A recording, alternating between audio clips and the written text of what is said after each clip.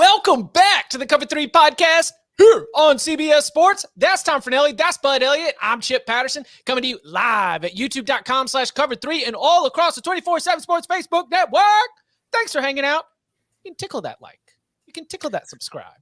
You can gently tap it. You can give it a high five. But whatever you do, make sure you make contact with that subscribe. Make sure you make contact with that like and come and join us in the chat. This is, as we have said before, the mailbag episodes are not limited to the big old bag of mail, where you leave us a 5-star review and put your question in that review. We will tackle it in a future mailbag episode. We are also taking questions from the live audience. So if you are hanging out with us live, youtube.com/cover3, go ahead and drop your question in the chat as well. We will grab as many of them as we can, not only at the end of the show, but all throughout the show. And for those of you who get here early and just go ahead and get things popping from the beginning, you can go ahead and just start dropping questions. A new order, new procedure here at the Cover 3 podcast for our mailbag episodes. But before we get to some of those, we do have some big news. And look, we apologize for the delay. We just had to send some special invitations to Notre Dame fans to make sure that they can come join us for the discussion that we're going to have in just a little bit. But we begin with the exit after winning another national championship as offensive coordinator of the Georgia Bulldogs. Todd Monken has been hired as the new offensive coordinator of the Baltimore Ravens. The Baltimore Ravens said they had a very extensive search. We had 14 candidates, 11 interviews, and you landed on what is widely regarded as a top offensive mind throughout the game of football. He has been, the offensive coordinator in the Tampa Bay Bucks. So being in the NFL is, nothing that is new for Todd Monken. This is not unfamiliar territory. And he did great work with this Georgia offense. Incredibly efficient group. Great job developing quarterback Stetson Bennett into the future NFL draft pick that he is going to be. So what happens at Georgia? Well, it gets pretty easy. Mike Bobo. What's old is new. Time is a flat circle. Kirby Smart looks at one end of the table. This is old buddy Mike Bobo. Kirby Smart looks at the other end of the table. This is old buddy Will Muschamp. I mean, just guys being dudes in Athens. What do you make of the decision to promote Bobo from analyst, and what are expectations for Georgia's offense going forward? It makes plenty of sense. Like it's continuity more than anything. Like you're losing your coordinator, you're going to what you know. And Mike Bobo, like obviously he's been Georgia's offensive coordinator before. He was there for 8 years as the offensive coordinator. He played at Georgia. He's a quarterback. Everybody on that staff played there and now coaches there.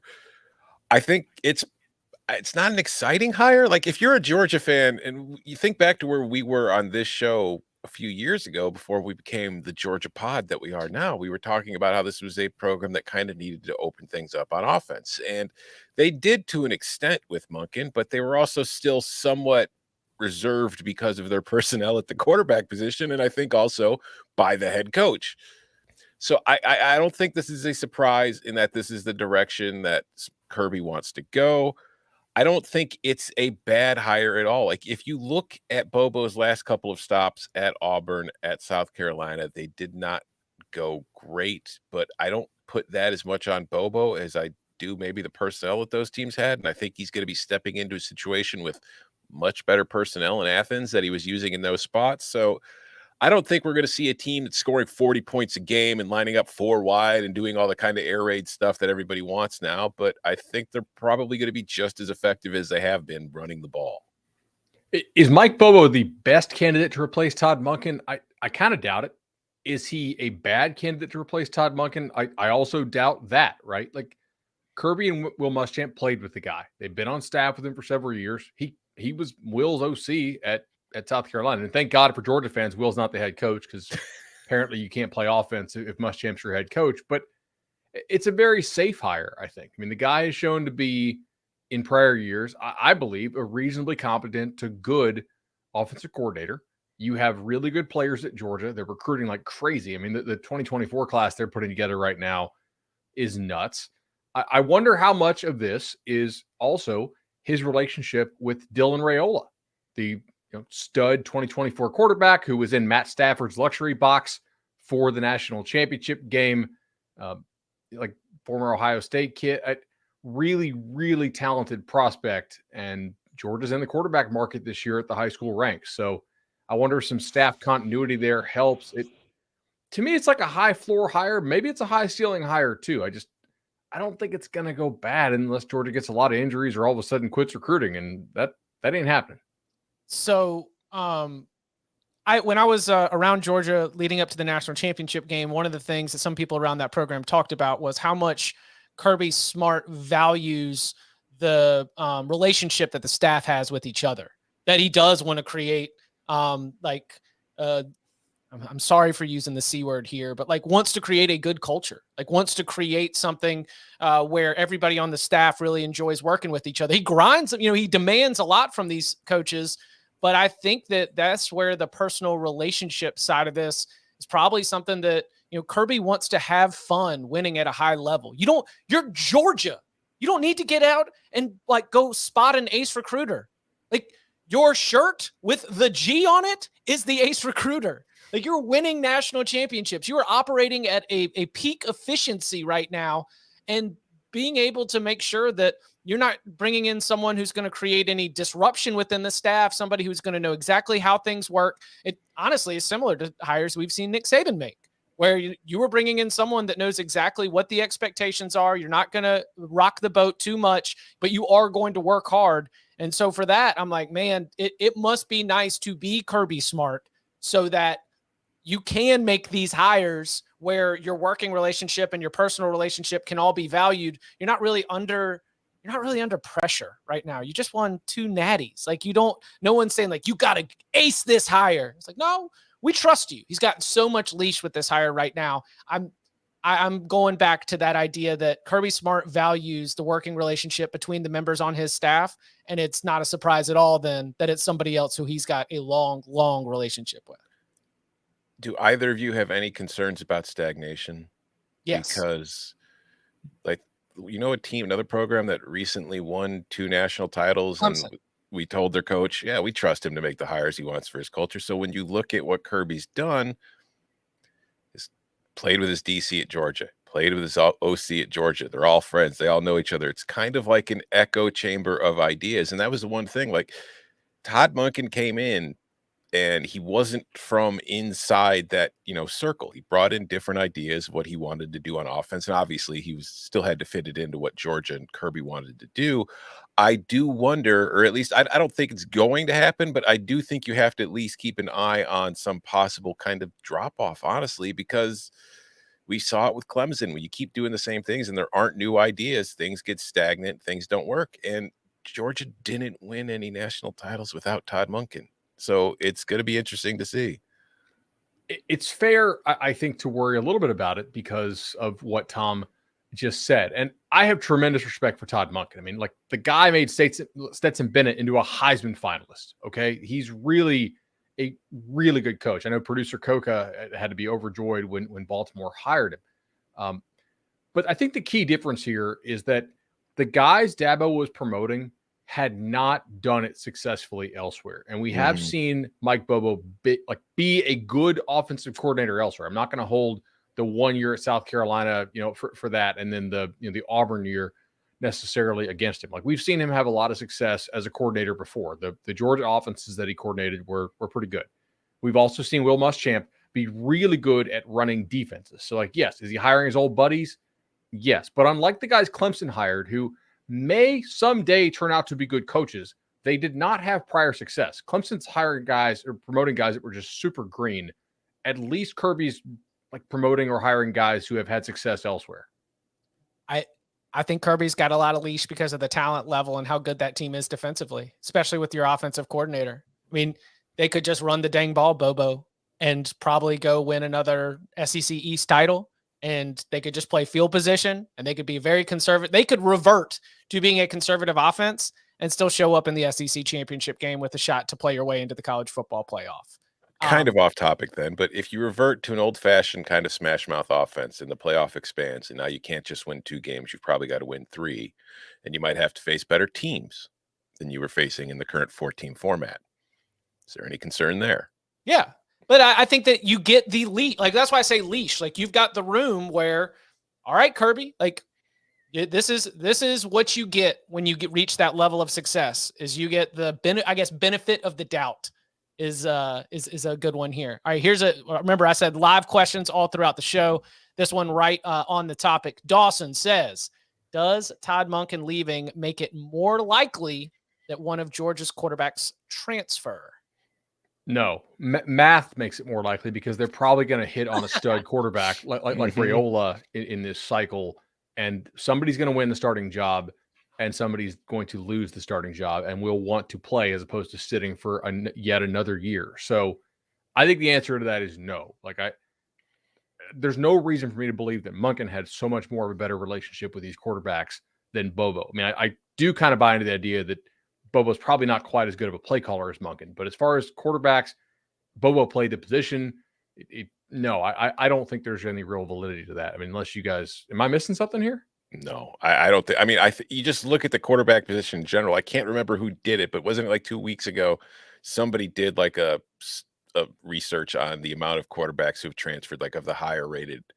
And wasn't it like 70-something% of QBs have transferred that were like the 4 and 5 star guys at some point in their career? I think if you have talented quarterbacks in your quarterback room, no matter who the offensive coordinator is, there's a high likelihood that one of them is going to transfer.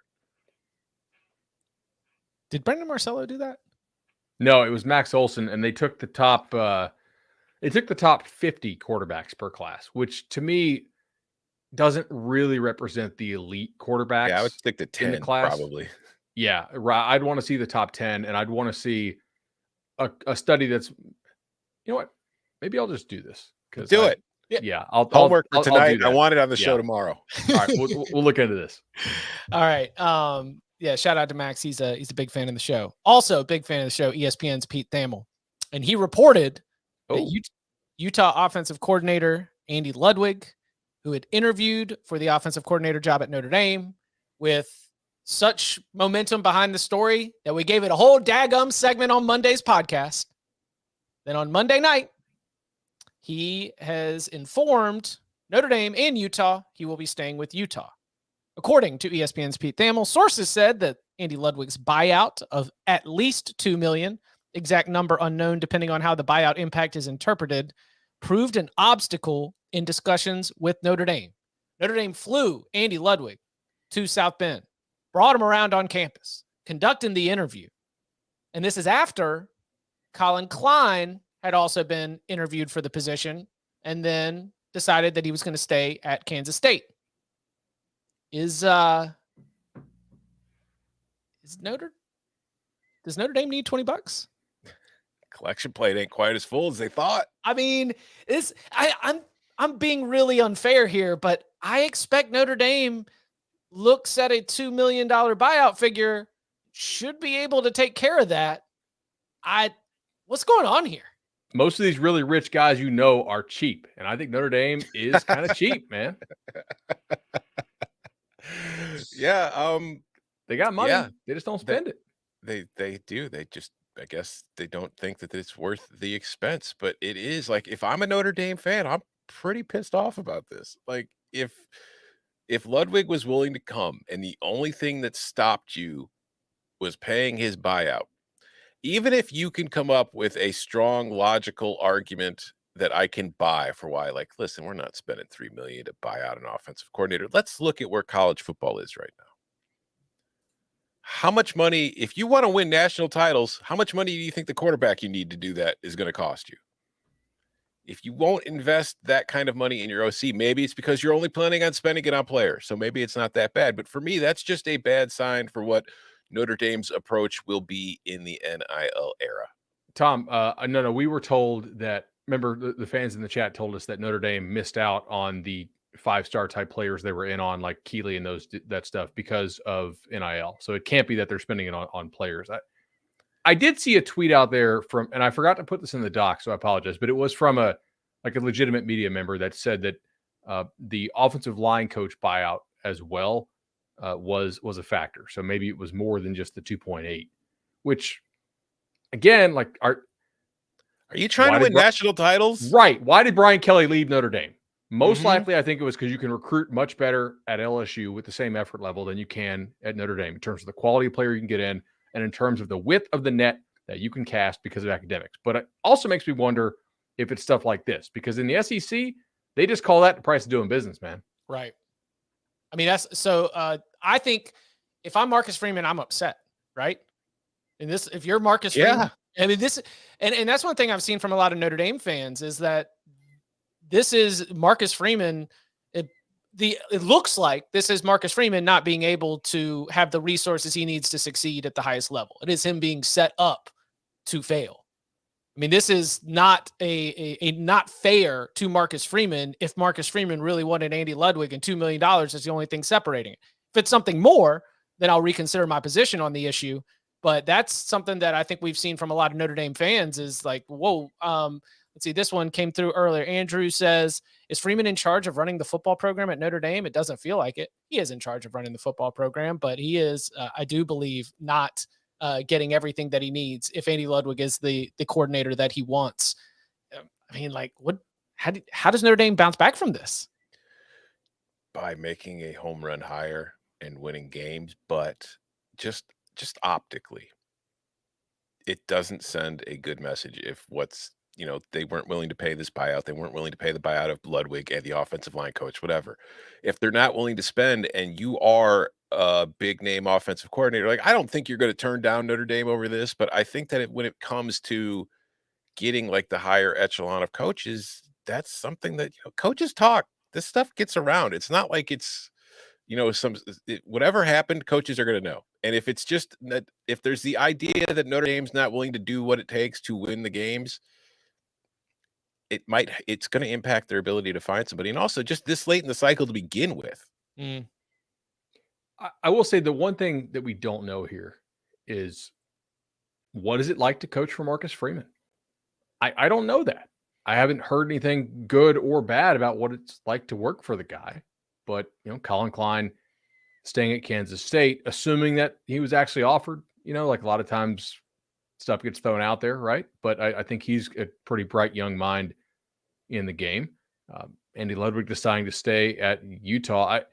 I don't think you bring Andy Ludwig like on campus and do that kind of thing unless you're intending to hire him, which also begs the question, like, what did you not know the buyout terms, or is it not the buyout here that was the issue? Maybe there was something else about Notre Dame's program that Ludwig didn't like, or maybe he just liked where he was. Could be. Yeah.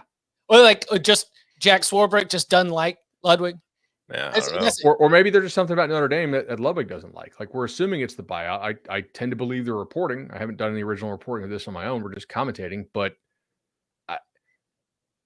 it's weird that Notre Dame would all of a sudden decide not to do it because the buyout, like, the AD should know what the buyout is before you bring the guy in for the interview. Maybe the word buyout is just extremely triggering for Jack Swarbrick and Notre Dame because of Charlie White. No, I've been conditioned that anytime I hear the B word, I just say no, and I shut things down right away. Speaking of offensive coordinator, we do have a hire at the University of Miami. Mario Cristobal is reportedly set to hire Shannon Dawson. Shannon Dawson was under Holgorsen back at West Virginia. Shannon Dawson, right? And with Holgorsen at Houston too? Is that correct? Yes, correct. Okay. So he's part of the air raid tree. And so you're bringing in an air raid coordinator.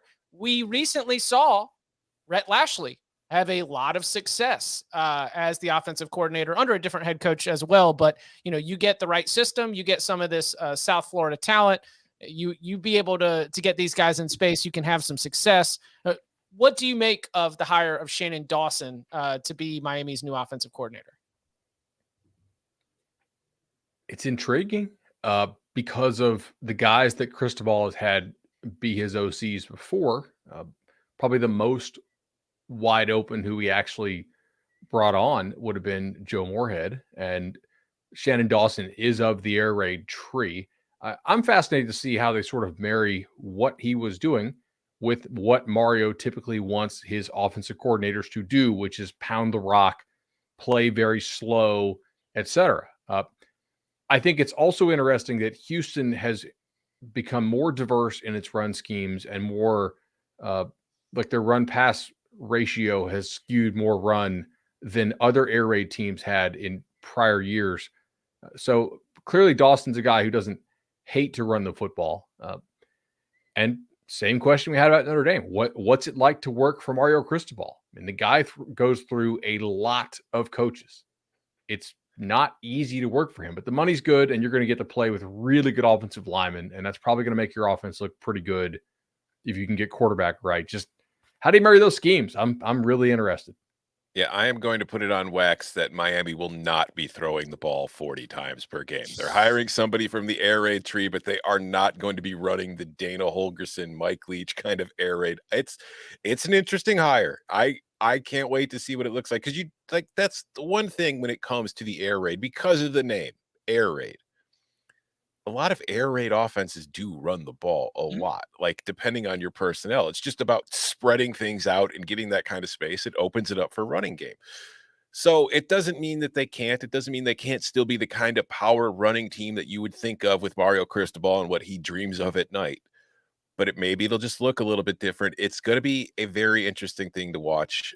And it's got kind of like, I don't have a bad feeling about it. I don't have a good feeling about it, as much as I just kind of like, I have I can't wait to watch Miami's first game or two next season just to see what they're going to look like. And if they do come out and they're spreading things out, do they stick with it the moment something goes wrong, or do they then get ultra conservative? So it's an interesting storyline to follow, I think. The quarterbacks are there for him to be able to have success. Are the wide receivers? No. Yeah. Like they probably needed to be a little bit less selective in the portal in the December, window. And I would expect Miami will be a little more open to a lesser quality of player, or maybe they'll just pull some stud in the spring, but they need to get somebody in there who's a more experienced pass catcher. We saw that offense kind of crater when Restrepo went down last year. Now, Colby Young was actually kind of intriguing for them down the stretch. There weren't a whole lot of bright spots, but he was one of them. I don't hate the young kids they brought in. They're just true freshmen, tough. I think they need to go out and get somebody. Yeah, the classic case of Bud pointing to his spreadsheet and it's been like, where are these catches? Oh, at AC Media Day. Yeah. Sir, coach. Where are these catches right here? Because these are all gone. Sure enough, they threw at Houston. They threw the ball a little bit, but they also had an all-world receiver named Tank Dell. Tank Dell would show up in Coral Gables and be the superstar right away. Much better in my eyes. Obviously, Restrepo went down, but in my eyes, a level up. Like they don't have a Tank Dell right now in that Miami wide receiver room. So probably need to go get one. Geno Smith, who played at Miramar High School down there, really liked Shannon Dawson and gave him the vote of confidence on Twitter. So at least there's that. Hey, Geno Smith is the that's the shining star for all quarterbacks. Mm-hmm. Things might not be going well, but you can be Geno. You can be Geno Smith. Land on your feet and get things going. Don't write them back. Don't write what? When they write you off, don't write back. knit it and put it on a pillow. Motivation for you right there. The Pac-12 wants us to know everything's all good. Oh, okay, cool. Yeah. The Pac-12 wants to say, hey, listen, we'll get this, we'll get this media rights deal shored up as we have discussed that, if I'm the Big 12, if other conferences, there's an opportunity that before they sign this Pac-12 media rights deal, that you might be able to get a Pac-12 school without having to go through the painful negotiations that the SEC just did with Texas and Oklahoma. The Pac-12 said the 10 Pac-12 universities look forward to consummating successful media rights deals in the very near future. Based upon positive conversations with multiple potential media rights partners over the past weeks, we remain highly confident in our future growth and success as a conference and united in our commitment to one another. It's not great that you're having to say this, right? It's like when an AD releases the vote of confidence 3 days before he fires the coaches. I don't know what's going to happen.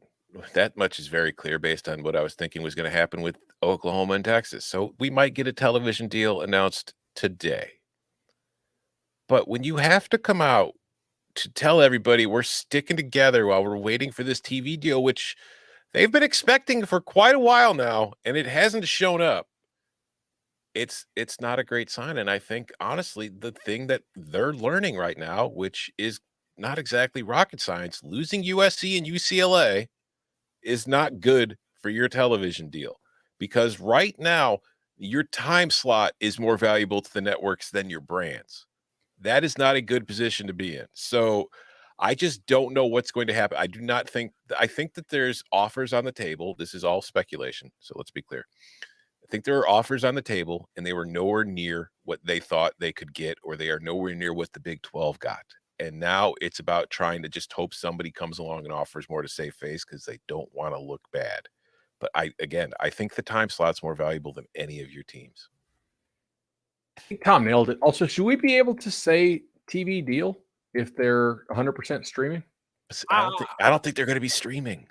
I don't think they're going to be 100% streaming. Yeah, okay. Like if you look at what Amazon and those companies have done, they're not trying to buy entire leagues. They're buying, like Apple with baseball bought a couple games a week.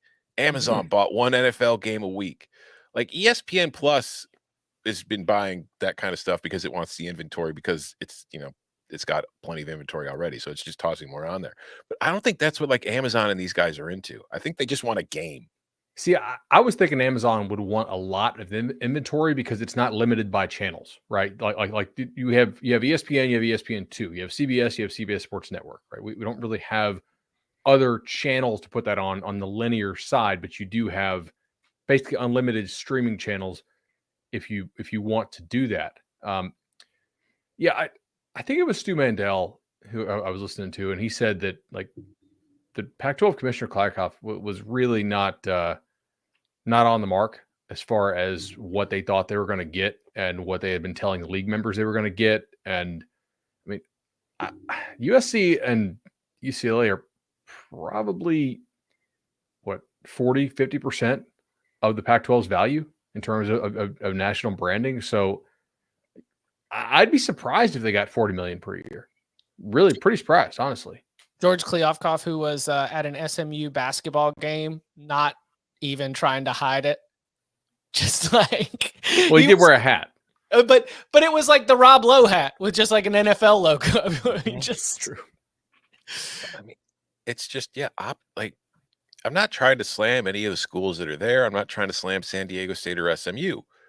But like when you're openly flirting with San Diego State and SMU thinking that is going to solve your problem, you are in a world of hurt. Let's see. How about this? Said we take some live questions.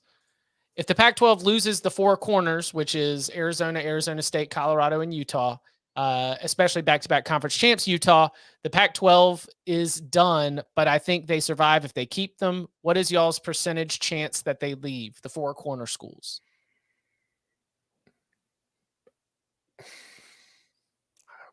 I don't know. 5%. Yeah. I was going to say, I think it's very low. 30. Like I don't really take that all that seriously. What the idea that the Big 12 is going to, like, it would be a surprise. We would have to see a lot more at this point with the information that we have. I believe that those schools are going to stay in the Pac-12 and the Pac-12 will remain a league and it's not going to crumble. And so I would set it at less than 20%. So, okay, if we're going to do this, let's quickly discuss why those schools would be valuable to the Big 12. They're not, like, Colorado's not a draw. I mean, they will be for a couple of years while Deion's there, but long-term, no.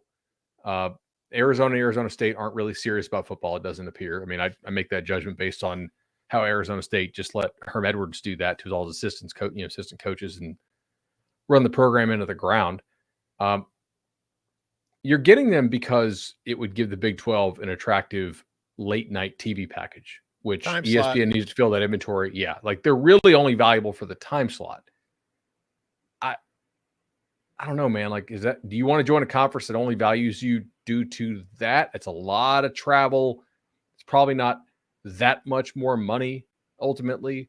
You're playing exclusively night games, basically, right? If you're the nighttime, like you guys are not, like you ain't playing day games if it's that.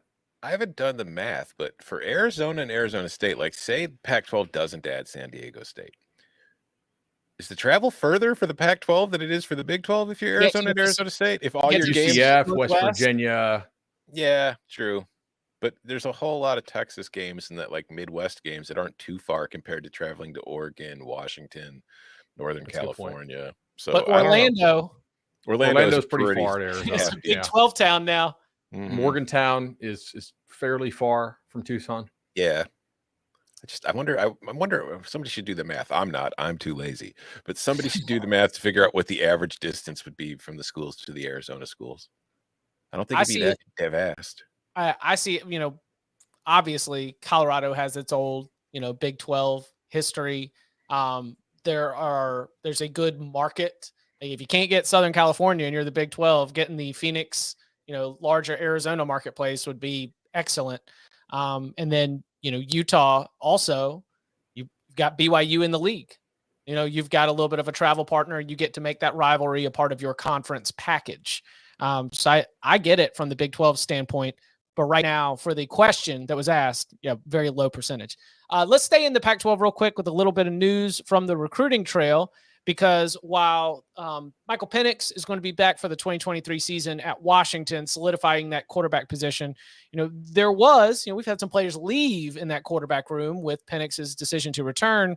And now we've got a blue chip quarterback, Austin Mack, who is supposed to be in the 2024 class, ranked as a top 10 quarterback in the 2024 class, has announced that he will reclassify to the class of 2023, meaning that he will be on campus this fall and a true freshman on the team.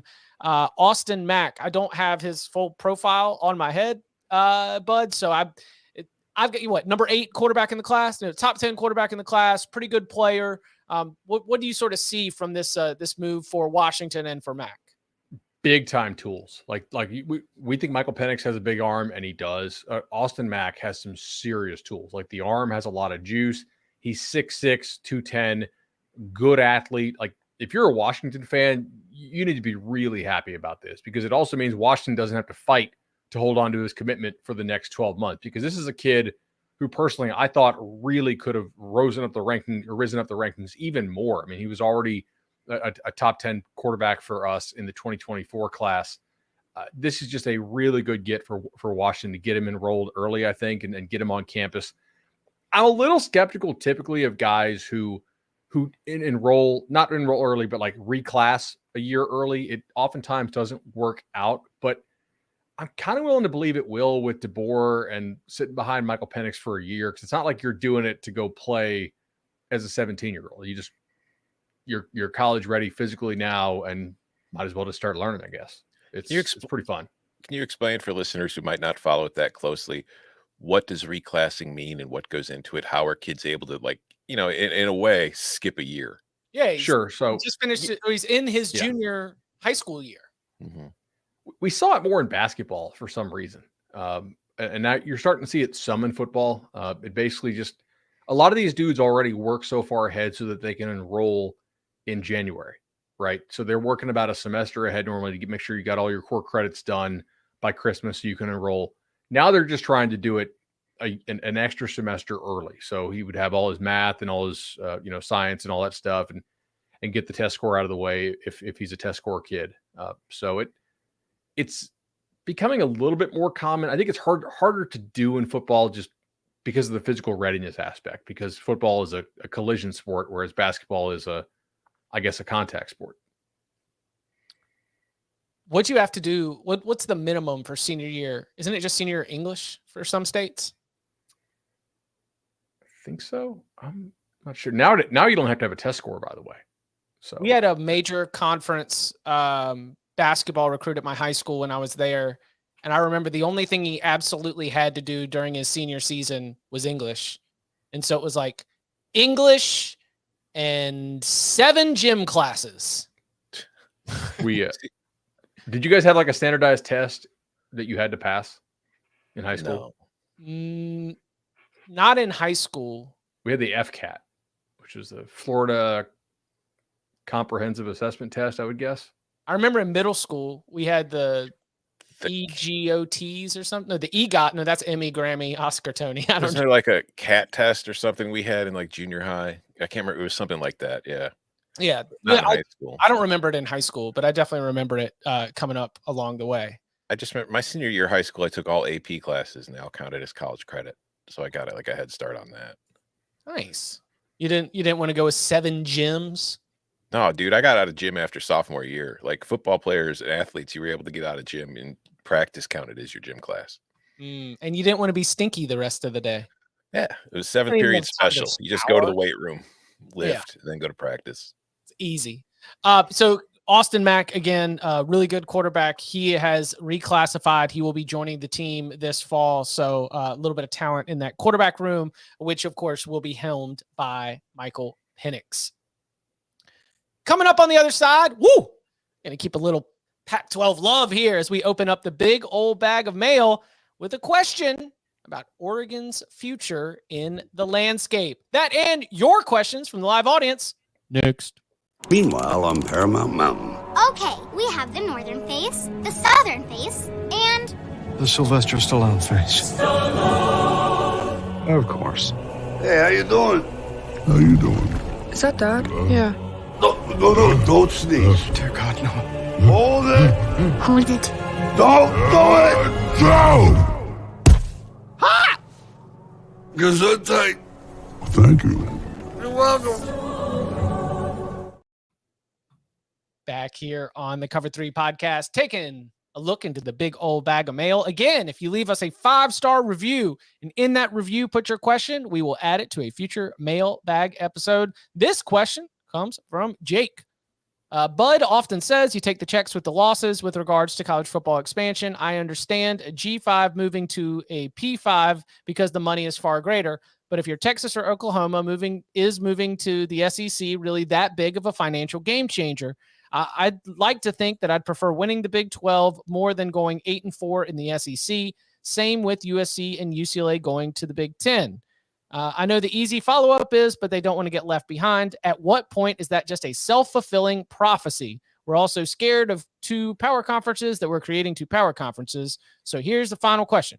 Will Oregon be the perfect program to test the idea that it's better to be a big fish in the small pond, or, as producer Jordan so sharply noted, the big duck in the small pond? I love that. Look, Oregon probably is the perfect test case because they are set up to be one of the 2 or 3 best teams in the Pac-12 consistently once USC and UCLA leave, and already have been. I don't want to slight the Ducks. They have been one of those teams already. And the access for them is great. The reason I think they're probably the perfect test case is because I think Oregon would be able to self-finance for quite a while. And that means you get all of the upside of having a great path to the playoff and less of the downside of not having the checks from the 2 major leagues. Yeah, I mean, I don't know what I'd rather be, honestly. I'm not the one getting the checks. Like if somebody wants to pay me extra $20 million a year just to be another also ran in the conference, I think I could live with that. So I don't know. I think as a fan, I'd rather be the small or the big duck in the small pond. I would rather just be dominating somebody and having success and then going to the playoff and taking my chances there than just being like, I just hope that we get to, 7 wins and go to a bowl game. Now, I say this as an Illinois fan who forever has just wanted a program that could win 7-8 games a year and go to bowl game regularly. But I think ideally I would rather be the big fish in the small pond. Yeah. No, trophies. Like Winning's fun. Yeah, it looks really sweet to walk into your facility and have trophies, championship trophies, and to have the habit of winning. Like, again, back to the naughty C word, like what you establish from the culture standpoint of like, we don't lose, that gives you even more of in my eyes, more of a sort of intangible advantage when you do get to the college football playoff. If you've lost 4 times in the season, guess what? That's like in your mental memory. You've been losing. That's not going to mean that every 8-4 team is not going to be able to have more talent and be able to go on a run and win a college football playoff. I think in the expanded era, we are going to see a 3-loss conference, a 3-loss national champion. Like there's going to be a 3-loss national champion that we're going to say went on a Cinderella run, even though they're loaded with 4 stars and 5 stars. Oh boy, I can't wait. So I can't wait to watch a losing ass team get hot. Oh boy. Yeah, I would rather be Oregon. And I, also say that there's just not a lot of schools that have that built-in support of being Oregon and being this like massive brand with deep ties to athletic success in so many different sports at the highest level that Oregon can show you that it can be out there and run the Pac-12. And then when it gets to the college football playoff, we get to like have the Gonzaga conversation. Like, okay, but can they get it done? They didn't get tested all season. What does it mean for the playoff? And I kind of feel like that's a better position than sweating out being the 12th team in because you went 8-4. It's funny you mentioned Gonzaga, considering aren't they trying to join the Big 12? Anyways, go ahead, Bud. I know you had something. No, I think that if we're only focused on like path to the playoff and winning your conference, that is cool. I agree. I think Chip and Tom's points are valid there, especially if the money is not quite as a concern for you. Like if you're Oregon, you have a lot of billionaires. Now, here's the problem. What if your games week to week really kind of suck, right? Like Cal fans don't travel. That's not a place you want to go visit. Stanford fans, the same thing. Arizona, like the Arizona fans, Arizona State fans don't travel. Like Colorado fans don't travel. Like they got this little Dion thing popping off, but for most of our lifetimes, they've not been a relevant program. And they're like, I think you do get a little bit of envy when you look at the big 2 leagues and you're like, damn, like they get reasonably exciting games every week. And so I think the self-fulfilling prophecy here could be that if you're Oregon, your conference season kind of becomes a 2-game season. It's Utah and Washington. And that's basically it, right? The rest of the schools don't actually care. And, or at least the fans who show up care, but there's not enough of them, right? Like you don't have the diehards out west, I think, are about as crazy as the diehards down south. The thing is just the number of diehards is far greater in the Big Ten and the SEC compared to other leagues. And you just don't have, as many programs out west in that league or even in the ACC, right? Like where the Knowles are that actually care, that try. And so I do think there's an element where like week to week, it's boring. They're not exciting games. You're not excited to go watch them, to buy season tickets. That might be the self-fulfilling prophecy part. And I do want to like jump in because I'm not pushing back on your general principle, but for clarification purposes, the coaches and the players are trying. The decision on whether or not you're trying to me is like, are you trying to keep up? Like the other part of trying is, are you trying to keep up with the very best in your league? And there are institutional decisions that are made about resources, time, money, and the like. It's like, we are willing to give this to try and keep up. And there is a decision that is made throughout at the highest level and throughout universities in Power 5 conferences that are, no, we are going to try. And like our players and coaches want to go out and win on Saturdays, but we are not trying to keep up with the powers in our neighborhood. Right. Like, okay, just in my own league, like if you go to Boston College or if you go to Pitt or if you go to Syracuse or Wake or Duke or Miami's actually trying, but their fans don't show up. But like the stadium experience as an away fan, they don't show up. It's like, this doesn't feel big time. Let's see this question from the chat. Andrew says, can't the CFP create an NIT type tournament for the back end of the top 25? Would you? It's called the bowl season, Andrew. Nah, screw it. Bowls are dead anyway now. Just do it. Yeah. I mean, we could do like a Champions League, Europa League kind of situation, Chip. The playoff will be the Champions League and you'll have a Europa League. And then what we could do is if we have like, you have your top 12 and then you have the secondary tournament, the NIT, whatever you want to call it. What if the champion of that gets a berth to the next year's playoff? Yeah. Well, that's what we do with the 4 extra spots when we expand to 16. We expand to 16, but the 4 spots can be won by the previous team and extra years of eligibility for anybody that gets that so that you can hang around and play in it in case you don't have any eligibility, and more roster sizes and more. And I've been flip it to the other end of the spectrum.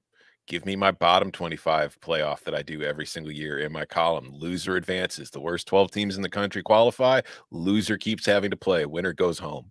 These teams were not losers, but I will argue that the end of the Duke's Mayo Bowl showed 2 head coaches, at least, who did not want to win. Mm-hmm. Oh, it'd be great. If you want to see the future of the bottom 25 playoff, perhaps you can find it right there. Thank you, Andrew, for the question. This question comes from Tariq. Assuming Neal Brown gets fired next year, that's a big assumption. Who do y'all think? It depends. Does Notre Dame have to pay the buyout? Because then he won't be getting fired. Who do you think that West Virginia should hire? I have no idea at this point. Urban Meyer. Always. We've already got Deion Sanders, so now it's just Urban Meyer. We've got Deion Sanders and we've got Matt Rule.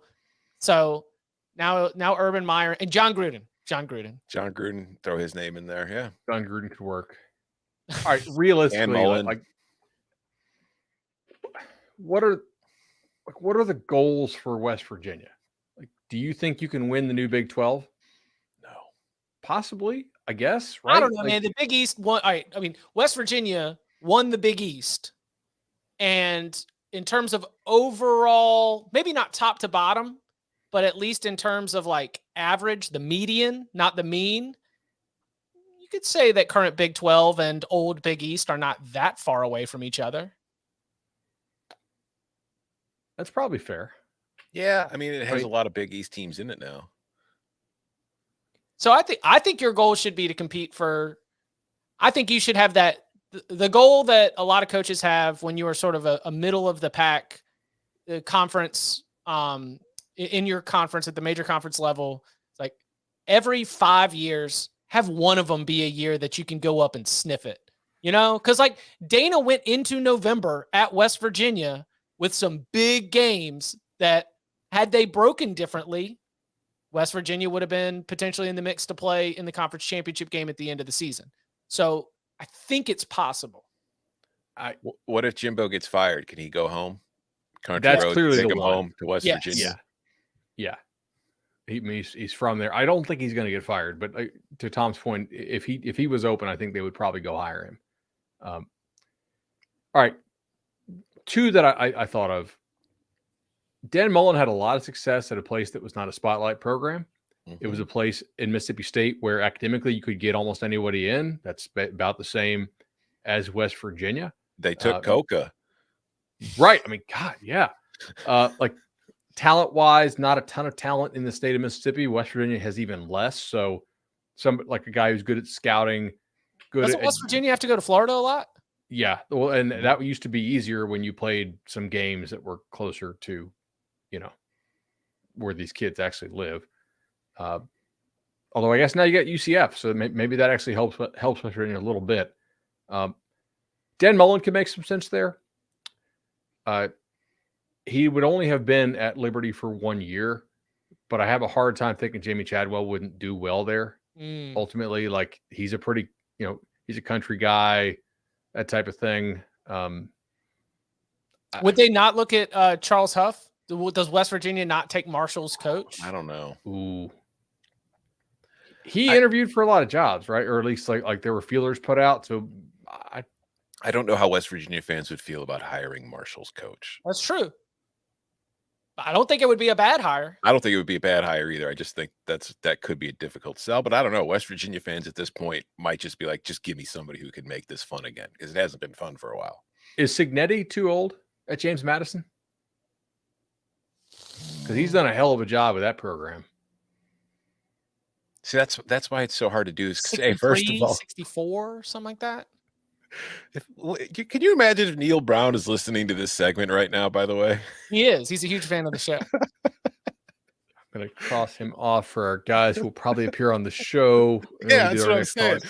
Coach. It's really hard to do this right now because somebody will emerge. But no, I think it'll have options. I don't know. There won't be home run grand slam kind of options, but I think that they could go a number of different directions.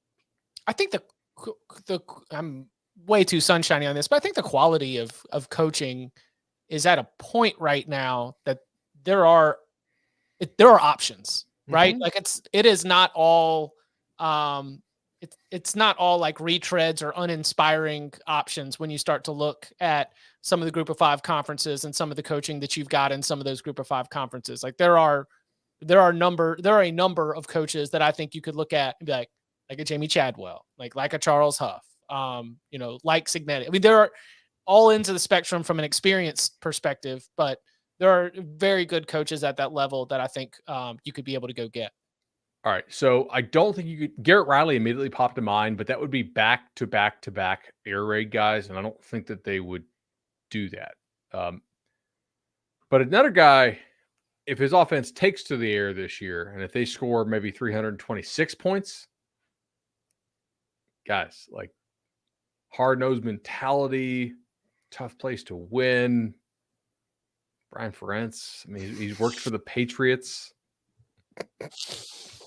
Listen, Or Ferentz. I'm sorry. yeah, Ferentz like parents. Can he navigate the changes in elevation? He's really more of a flatland guy. This is true. Tom Herman is an interesting one from the chat. Yes. Yeah, that's an interesting name. Tom Herman, like you get, I mean, what Lane only did 2 years at FAU, right? 2 years at FAU, win a conference championship, and then Paul Christ. I could see that. Maybe. See, I don't know. Like Morgantown's a different kind of place. I don't know if Paul Christ is a Morgantown guy. Well, hey, true. That might change his attraction, but the Brian Kelly theorem says that we should not automatically take the cultural fit into top consideration. He came down there, talked about his family, but then won an SEC West title. So I can't use that as a principle. But you are right that how much Paul Christ wants to be there might be different for zone. South Alabama guy. Kane Womack. That could be interesting. That could be very interesting. That's defensive. That's different than what you've done. Now, the last hire did come from Alabama. It was a little north in Troy, but go get Troy's coach again. Yeah, like that actually probably would work. I just don't think they would go back. You usually don't hire the same coach again from the same spot. You just hired the one that you had to fire. I don't know. Has that happened before? Maybe. It has, Yes. but it's not. It's hard to sell. Again, you got to keep in mind how the fan reaction is going to be. It's true. All right. We'll do one last one, especially while we're talking about the Group of Five and Power Five. This one does come from the big old bag of mail. Thanks to everybody who's been hanging out. With the 12-team playoff allowing an automatic bid to a Group of Five team, which they don't say outright, but they say the top 6 conference champions are going to get automatic bids. So at least one of them will be from a conference that's a current Group of Five conference. Are the powers that be going to regret this decision in the near future? Because you now have had maybe some of the most successful Group of Five schools in the last 10 years make a move to Power Five conferences. And you could have even more high-level Group of Five schools in SMU and San Diego State leave for the Pac-12. The Group of Five and the Power Five gap then is widening with those changes. Is any Group of Five team even worthy of a spot? Wow. They are not going to regret it because this is their way to avoid an antitrust suit. That's throw them a bone. Like literally, like this is the NCAA is not very good at not getting sued, but the playoff is not the NCAA. And the guys that run the playoff, for the most part, you might say they're crooked, right? You might say like they get all that payola from the bowls or allegedly, back in the day, but they're not quite as dumb as the NCAA as far as just being idealist and whatnot. They don't want to get sued for antitrust. This is the way that you avoid that from happening. I will say, to the overall point, which is just the separation of the two. No, you're 100% right, though. That is the correct answer to the question. It's just to the overall point of the gap that is widening. Did you see? Well, we're having him on the show tomorrow. We're starting an hour early, so set your calendars a little earlier. But Bill Connolly will be on the show. He has released his SP Plus rankings for next season, the preseason rankings. And the difference between the Power 5 conferences and the top-rated G5 is about 2 touchdowns on average. It is. Yeah, the AAC is really, really low compared, and that's the highest rated. Yeah, and I don't think that gap's going to be closing. If it'll close a little, but I don't think it's going to close much. So, yeah, the G5 should have a automatic spot just for spirit of competition and for legal reasons, but I would not expect that team to do well very often. They've got their mythical Cinderella then, right? Like whether it is whether it's in North Texas, whether it's an App State, whether it's an FAU or, whoever it ends up being that strings together 10, 11, 12 wins in the regular season, wins their conference championship. And because of the low loss count ends up probably number 14 in the college football playoff final rankings and gets in.